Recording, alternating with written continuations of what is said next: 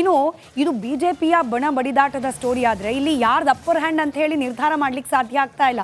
ವಿಜೇಂದ್ರ ಅವರು ಗೆಲುವಿನ ಸನಿಹದಲ್ಲಿದ್ದಾರೆ ಈ ಹೋರಾಟದಲ್ಲಿ, ಅಥವಾ ಯತ್ನಾಳ್ ಅವರು ಗೆಲುವಿನ ಸನಿಹದಲ್ಲಿದ್ದಾರೆ ಅನ್ನೋದನ್ನು ತೀರ್ಮಾನ ಮಾಡ್ಲಿಕ್ಕೆ ಈ ಕ್ಷಣಕ್ಕೆ ಸಾಧ್ಯ ಆಗ್ತಾ ಇಲ್ಲ.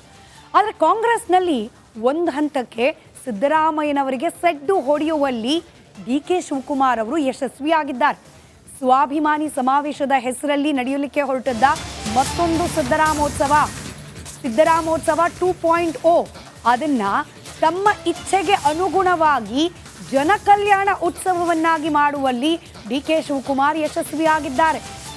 ಸ್ವಾಭಿಮಾನದಿಂದ ಇದೀಗ ಸಮಾವೇಶದ ತನಕ ಬಂದು ಕೂತಿದೆ. ಸ್ವಾಭಿಮಾನಿ ಸಮಾವೇಶ ಆಗಬೇಕಾಗಿತ್ತು, ಆದರೆ ಇದೀಗ ಕಾಂಗ್ರೆಸ್ ಪಕ್ಷದ ಸಮಾವೇಶ ಆಗಿ ಕೂತಿದೆ. ಸಿದ್ದರಾಮಯ್ಯನವರಿಗೆ ಆ ಮೂಲಕ ಬುದ್ದು ಕೊಟ್ಟರ ಡಿ.ಕೆ. ಶಿವಕುಮಾರ್ ಅವರು. ಬದಲಾಗಿದ್ದು ಬರೀ ಸಮಾವೇಶದ ಹೆಸರ ಅಥವಾ ಹಿಡಿತಾನ ಅನ್ನೋದು ಇಲ್ಲಿ ಬಹಳ ಇಂಟ್ರೆಸ್ಟಿಂಗ್. ಎಲ್ಲೋ ಒಂದು ಕಡೆ ಸಿದ್ದರಾಮಯ್ಯನವರಿಗೆ ಮಾಡಲ್ಪಡ್ತಾ ಇದ್ದ ಈ ಸ್ವಾಭಿಮಾನಿ ಸಮಾವೇಶದ ನಂತರ ಅಲ್ಲಿನ ಜನ ಬೆಂಬಲವನ್ನು ಹೈಕಮಾಂಡ್ ನಾಯಕರ ಗಮನಕ್ಕೆ ತಂದು ಪಕ್ಷದ ಮೇಲೆ ಹಾಗೆ ರಾಜ್ಯದ ಮತದಾರರ ಮನಸ್ಸಿನ ಮೇಲೆ ನನ್ನದೇ ಕಂಟ್ರೋಲ್ ಅನ್ನೋ ಮೆಸೇಜನ್ನು ಕೊಡುವ ಪ್ರಯತ್ನವನ್ನು ಮಾಡ್ತಾ ಇದ್ರು ಸಿದ್ದರಾಮಯ್ಯನವರು. ಆದರೆ ಈ ಸಮಾವೇಶದ ಹೆಸರನ್ನು ಬದಲಾವಣೆ ಮಾಡುವ ಮೂಲಕ ಆ ಹಿಡಿತ, ಆ ಕಂಟ್ರೋಲನ್ನು ಕೂಡ ಕೇವಲ ಸಿದ್ದರಾಮಯ್ಯನವರಿಗೆ ಮಾತ್ರ, ಅವರ ಕೈಗೆ ಮಾತ್ರ ಸಿಗದೇ ಇರೋ ರೀತಿಯಲ್ಲಿ ಮಾಡುವಲ್ಲಿ ಯಶಸ್ವಿ ಆದಂತಿದೆ ಡಿ.ಕೆ. ಶಿವಕುಮಾರ್ ಅವರು. ಇದೀಗ ಹಾಸನ ಫೀಲ್ಡ್ಗಿಳಿದಿದ್ದಾರೆ ಡಿ.ಸಿ.ಎಂ ಡಿ.ಕೆ. ಶಿವಕುಮಾರ್. ಇದೇ ವಿಚಾರದಲ್ಲಾದ ಒಂದಷ್ಟು ಬೆಳವಣಿಗೆಗಳನ್ನು ಕ್ವಿಕ್ಕಾಗಿ ಗಮನಿಸ್ತಾ ಹೋಗೋಣ. ಸ್ವಾಭಿಮಾನಿ ಜನಾಂದೋಲನ ಸಮಾವೇಶ ಅನ್ನೋ ಹೆಸರಿಗೆ ಇದೀಗ ಕೊಡಲಾಗಿದೆ. ಆ ಹೆಸರನ್ನ ಬಳಸೋ ಹಾಗಿಲ್ಲ. ಅಹಿಂದ ಹೆಸರಲ್ಲಿ ಮೊದಲು ಸಮಾವೇಶವನ್ನು ನಡೆಸೋಕೆ ಸೂಚನೆಯನ್ನು ನೀಡಲಾಗಿತ್ತು.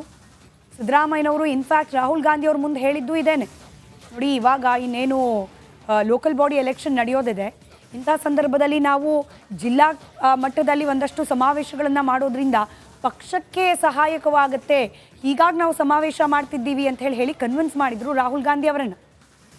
ಆದರೆ ಹೆಸರಿಟ್ಟಿದ್ದು ಮಾತ್ರ ಅಹಿಂದ ಸಮಾವೇಶ, ಸಿದ್ದರಾಮಯ್ಯನವರ ಸ್ವಾಭಿಮಾನ ಸಮಾವೇಶ ಅಂಥೇಳಿ. ಸಿದ್ದರಾಮಯ್ಯನವರಿಗೆ 10 ಹೆಸರುಗಳನ್ನು ಸೂಚಿಸಿದ್ರು ಶಿವಕುಮಾರ್ ಅವರು. ಸಿ.ಎಂಗೆ ಸೈಡ್ ಹೊಡೆದ್ರ ಆ ಮೂಲಕ ಕೆಪಿಸಿಸಿ ಅಧ್ಯಕ್ಷ ಡಿ.ಕೆ. ಶಿವಕುಮಾರ್ ಅಂತ ಹೇಳಿ ಸಿದ್ದರಾಮಯ್ಯನವರ ಹೆಸರು ಬದಲು ಇದೀಗ ಕಾಂಗ್ರೆಸ್ ಹೆಸರಿನಲ್ಲೇ ಸಮಾವೇಶ ನಡೆಸಬೇಕು ಅನ್ನೋ ಫರ್ಮಾನನ್ನು ಹೈಕಮಾಂಡ್ ಮೂಲಕವೇ ಹೊರಡಿಸಿದ್ದಾರೆ ಡಿ.ಕೆ. ಶಿವಕುಮಾರ್ ಅವರು. ಡಿ.ಕೆ. ಶಿವಕುಮಾರ್ ಅವರು ಕೊಟ್ಟ ಈ ಡಿಚ್ಚಿಗೆ ಸೈಲೆಂಟ್ ಆದ್ರ ಸಿದ್ದರಾಮಯ್ಯನವರು, ಇಲ್ಲಿಗೆ ಸೈಲೆಂಟ್ ಆಗಿಬಿಡ್ತಾರಾ ಸಿದ್ದರಾಮಯ್ಯನವರು, ಕಾದು ನೋಡಬೇಕಾಗಿದೆ. 5ನೇ ತಾರೀಕು ಸಮಾವೇಶ ನಡೆಯುತ್ತೆ. ಸಮಾವೇಶವನ್ನು ಮಾಡಬೇಕು ಅಂತ ಹೇಳಿ ಯಾರೆಲ್ಲ ಹೊರಟಿದ್ರು ಪ್ರಾರಂಭಿಕ ಹಂತದಲ್ಲಿ, ಅವ್ರು ಎಷ್ಟು ಆಕ್ಟಿವ್ ಆಗಿ ಭಾಗವಹಿಸ್ತಾರೆ, ಸಿದ್ದರಾಮಯ್ಯನವರು ಎಷ್ಟು ಆಕ್ಟಿವ್ ಆಗಿ ಭಾಗಿಯಾಗ್ತಾರೆ ಅನ್ನೋದ್ರ ಮೇಲೆ ಡಿ.ಕೆ. ಶಿವಕುಮಾರ್ ಅವರು ಎಷ್ಟರ ಮಟ್ಟಿಗೆ ಪ್ರಾಬಲ್ಯವನ್ನು ಸಾಧಿಸಿದ್ರು ಅನ್ನೋದು ಗೊತ್ತಾಗ್ತಾ ಹೋಗುತ್ತೆ. ಇನ್ನು ಇದು ಬಿಜೆಪಿಯ ಬಣ ಬಡಿದಾಟದ ಸ್ಟೋರಿ ಆದರೆ ಇಲ್ಲಿ ಯಾರ್ದು ಅಪ್ಪರ್ ಹ್ಯಾಂಡ್ ಅಂತ ಹೇಳಿ ನಿರ್ಧಾರ ಮಾಡ್ಲಿಕ್ಕೆ ಸಾಧ್ಯ ಆಗ್ತಾ ಇಲ್ಲ. ವಿಜೇಂದ್ರ ಅವರು ಗೆಲುವಿನ ಸನಿಹದಲ್ಲಿದ್ದಾರೆ ಈ ಹೋರಾಟದಲ್ಲಿ, ಅಥವಾ ಯತ್ನಾಳ್ ಅವರು ಗೆಲುವಿನ ಸನಿಹದಲ್ಲಿದ್ದಾರೆ ಅನ್ನೋದನ್ನು ತೀರ್ಮಾನ ಮಾಡ್ಲಿಕ್ಕೆ ಈ ಕ್ಷಣಕ್ಕೆ ಸಾಧ್ಯ ಆಗ್ತಾ ಇಲ್ಲ. ಆದರೆ ಕಾಂಗ್ರೆಸ್ನಲ್ಲಿ ಒಂದು ಹಂತಕ್ಕೆ ಸಿದ್ದರಾಮಯ್ಯನವರಿಗೆ ಸೆಡ್ಡು ಹೊಡೆಯುವಲ್ಲಿ ಡಿ.ಕೆ. ಶಿವಕುಮಾರ್ ಅವರು ಯಶಸ್ವಿಯಾಗಿದ್ದಾರೆ. ಸ್ವಾಭಿಮಾನಿ ಸಮಾವೇಶದ ಹೆಸರಲ್ಲಿ ನಡೆಯಲಿಕ್ಕೆ ಹೊರಟದ್ದ ಮತ್ತೊಂದು ಸಿದ್ದರಾಮೋತ್ಸವ 2.0 ಅದನ್ನ ತಮ್ಮ ಇಚ್ಛೆಗೆ ಅನುಗುಣವಾಗಿ ಜನಕಲ್ಯಾಣ ಉತ್ಸವವನ್ನಾಗಿ ಮಾಡುವಲ್ಲಿ ಡಿ.ಕೆ. ಶಿವಕುಮಾರ್ ಯಶಸ್ವಿಯಾಗಿದ್ದಾರೆ. ಸ್ವಾಭಿಮಾನದಿಂದ ಇದೀಗ ಸಮಾವೇಶದ ತನಕ ಬಂದು ಕೂತಿದೆ. ಸ್ವಾಭಿಮಾನಿ ಸಮಾವೇಶ ಆಗಬೇಕಾಗಿತ್ತು, ಆದರೆ ಇದೀಗ ಕಾಂಗ್ರೆಸ್ ಪಕ್ಷದ ಸಮಾವೇಶ ಆಗಿ ಕೂತಿದೆ. ಸಿದ್ದರಾಮಯ್ಯನವರಿಗೆ ಆ ಮೂಲಕ ಬುದ್ದು ಕೊಟ್ಟರ ಡಿ.ಕೆ. ಶಿವಕುಮಾರ್ ಅವರು. ಬದಲಾಗಿದ್ದು ಬರೀ ಸಮಾವೇಶದ ಹೆಸರ ಅಥವಾ ಹಿಡಿತಾನ ಅನ್ನೋದು ಇಲ್ಲಿ ಬಹಳ ಇಂಟ್ರೆಸ್ಟಿಂಗ್.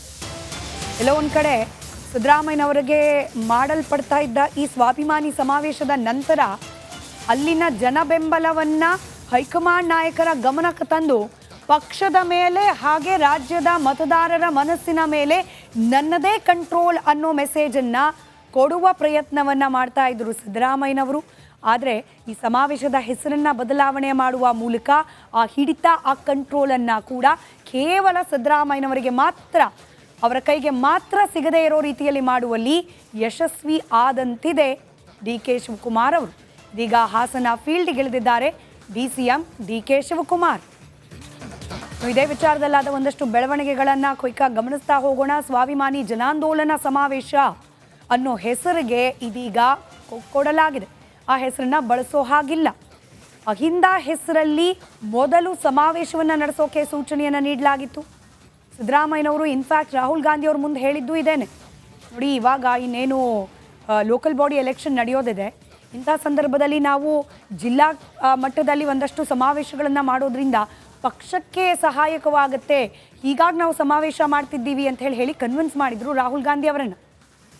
ಆದರೆ ಹೆಸರಿಟ್ಟಿದ್ದು ಮಾತ್ರ ಅಹಿಂದ ಸಮಾವೇಶ, ಸಿದ್ದರಾಮಯ್ಯನವರ ಸ್ವಾಭಿಮಾನ ಸಮಾವೇಶ ಅಂತ ಹೇಳಿ. ಸಿದ್ದರಾಮಯ್ಯನವರಿಗೆ 10 ಹೆಸರುಗಳನ್ನು ಸೂಚಿಸಿದ್ರು ಶಿವಕುಮಾರ್ ಅವರು. CMಗೆ ಸೈಡ್ ಹೊಡೆದ್ರ ಮೂಲಕ KPCC ಅಧ್ಯಕ್ಷ DK ಶಿವಕುಮಾರ್ ಅಂತ ಹೇಳಿ. ಸಿದ್ದರಾಮಯ್ಯನವರ ಹೆಸರು ಬದಲು ಇದೀಗ ಕಾಂಗ್ರೆಸ್ ಹೆಸರಿನಲ್ಲೇ ಸಮಾವೇಶ ನಡೆಸಬೇಕು ಅನ್ನೋ ಫರ್ಮಾನನ್ನ ಹೈಕಮಾಂಡ್ ಮೂಲಕವೇ ಹೊರಡಿಸಿದ್ದಾರೆ DK ಶಿವಕುಮಾರ್ ಅವರು. DK ಶಿವಕುಮಾರ್ ಅವರು ಕೊಟ್ಟ ಈ ಡಿಚ್ಚಿಗೆ ಸೈಲೆಂಟ್ ಆದ್ರ ಸಿದ್ದರಾಮಯ್ಯನವರು, ಇಲ್ಲಿಗೆ ಸೈಲೆಂಟ್ ಆಗಿಬಿಡ್ತಾರಾ ಸಿದ್ದರಾಮಯ್ಯನವರು, ಕಾದು ನೋಡಬೇಕಾಗಿದೆ. 5ನೇ ತಾರೀಕು ಸಮಾವೇಶ ನಡೆಯುತ್ತೆ. ಸಮಾವೇಶವನ್ನು ಮಾಡಬೇಕು ಅಂತ ಹೇಳಿ ಯಾರೆಲ್ಲ ಹೊರಟಿದ್ರು ಪ್ರಾರಂಭಿಕ ಹಂತದಲ್ಲಿ, ಅವ್ರು ಎಷ್ಟು ಆಕ್ಟಿವ್ ಆಗಿ ಭಾಗವಹಿಸ್ತಾರೆ, ಸಿದ್ದರಾಮಯ್ಯನವರು ಎಷ್ಟು ಆಕ್ಟಿವ್ ಆಗಿ ಭಾಗಿಯಾಗ್ತಾರೆ ಅನ್ನೋದ್ರ ಮೇಲೆ DK ಶಿವಕುಮಾರ್ ಅವರು ಎಷ್ಟರ ಮಟ್ಟಿಗೆ ಪ್ರಾಬಲ್ಯವನ್ನು ಸಾಧಿಸಿದ್ರು ಅನ್ನೋದು ಗೊತ್ತಾಗ್ತಾ ಹೋಗುತ್ತೆ. ಇನ್ನು ಇದು BJPಯ ಬಣ ಬಡಿದಾಟದ ಸ್ಟೋರಿ ಆದರೆ ಇಲ್ಲಿ ಯಾರ್ದು ಅಪ್ಪರ್ ಹ್ಯಾಂಡ್ ಅಂತ ಹೇಳಿ ನಿರ್ಧಾರ ಮಾಡ್ಲಿಕ್ಕೆ ಸಾಧ್ಯ ಆಗ್ತಾ ಇಲ್ಲ. ವಿಜೇಂದ್ರ ಅವರು ಗೆಲುವಿನ ಸನಿಹದಲ್ಲಿದ್ದಾರೆ ಈ ಹೋರಾಟದಲ್ಲಿ, ಅಥವಾ ಯತ್ನಾಳ್ ಅವರು ಗೆಲುವಿನ ಸನಿಹದಲ್ಲಿದ್ದಾರೆ ಅನ್ನೋದನ್ನು ತೀರ್ಮಾನ ಮಾಡ್ಲಿಕ್ಕೆ ಈ ಕ್ಷಣಕ್ಕೆ ಸಾಧ್ಯ ಆಗ್ತಾ ಇಲ್ಲ. ಆದರೆ ಕಾಂಗ್ರೆಸ್ನಲ್ಲಿ ಒಂದು ಹಂತಕ್ಕೆ ಸಿದ್ದರಾಮಯ್ಯನವರಿಗೆ ಸೆಡ್ಡು ಹೊಡೆಯುವಲ್ಲಿ DK ಶಿವಕುಮಾರ್ ಅವರು ಯಶಸ್ವಿಯಾಗಿದ್ದಾರೆ.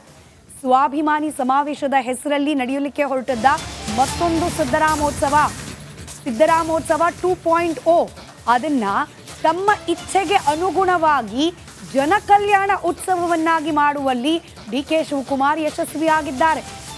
ಸ್ವಾಭಿಮಾನದಿಂದ ಇದೀಗ ಸಮಾವೇಶದ ತನಕ ಬಂದು ಕೂತಿದೆ. ಸ್ವಾಭಿಮಾನಿ ಸಮಾವೇಶ ಆಗಬೇಕಾಗಿತ್ತು, ಆದರೆ ಇದೀಗ ಕಾಂಗ್ರೆಸ್ ಪಕ್ಷದ ಸಮಾವೇಶ ಆಗಿ ಕೂತಿದೆ. ಸಿದ್ದರಾಮಯ್ಯನವರಿಗೆ ಆ ಮೂಲಕ ಬುದ್ದು ಕೊಟ್ಟರ DK ಶಿವಕುಮಾರ್ ಅವರು. ಬದಲಾಗಿದ್ದು ಬರೀ ಸಮಾವೇಶದ ಹೆಸರ ಅಥವಾ ಹಿಡಿತಾನ ಅನ್ನೋದು ಇಲ್ಲಿ ಬಹಳ ಇಂಟ್ರೆಸ್ಟಿಂಗ್.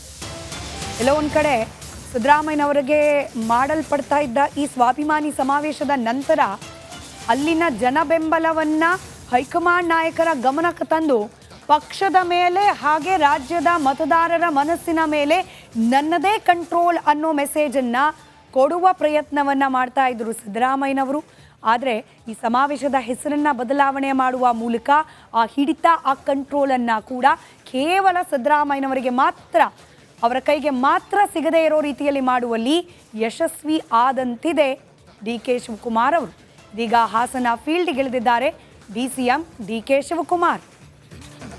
ಇದೇ ವಿಚಾರದಲ್ಲಾದ ಒಂದಷ್ಟು ಬೆಳವಣಿಗೆಗಳನ್ನು ಕ್ವಿಕ್ಕಾಗಿ ಗಮನಿಸ್ತಾ ಹೋಗೋಣ. ಸ್ವಾಭಿಮಾನಿ ಜನಾಂದೋಲನ ಸಮಾವೇಶ ಅನ್ನೋ ಹೆಸರಿಗೆ ಇದೀಗ ಕೊಡಲಾಗಿದೆ. ಆ ಹೆಸರನ್ನ ಬಳಸೋ ಹಾಗಿಲ್ಲ.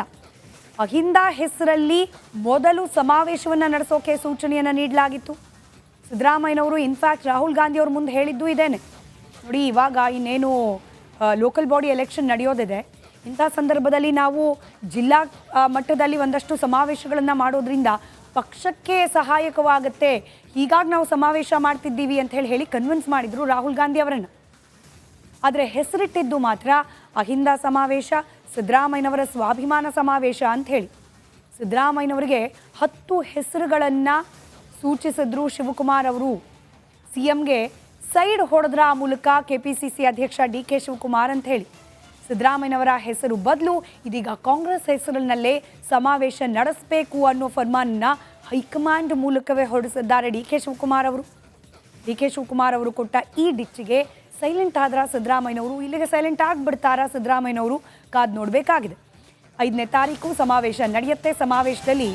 ಸಮಾವೇಶವನ್ನು ಮಾಡಬೇಕು ಅಂತ ಹೇಳಿ ಯಾರೆಲ್ಲ ಹೊರಟಿದ್ರು ಪ್ರಾರಂಭಿಕ ಹಂತದಲ್ಲಿ, ಅವ್ರು ಎಷ್ಟು ಆಕ್ಟಿವ್ ಆಗಿ ಭಾಗವಹಿಸ್ತಾರೆ, ಸಿದ್ದರಾಮಯ್ಯನವರು ಎಷ್ಟು ಆಕ್ಟಿವ್ ಆಗಿ ಭಾಗಿಯಾಗ್ತಾರೆ ಅನ್ನೋದ್ರ ಮೇಲೆ DK ಶಿವಕುಮಾರ್ ಅವರು ಎಷ್ಟರ ಮಟ್ಟಿಗೆ ಪ್ರಾಬಲ್ಯವನ್ನು ಸಾಧಿಸಿದ್ರು ಅನ್ನೋದು ಗೊತ್ತಾಗ್ತಾ ಹೋಗುತ್ತೆ.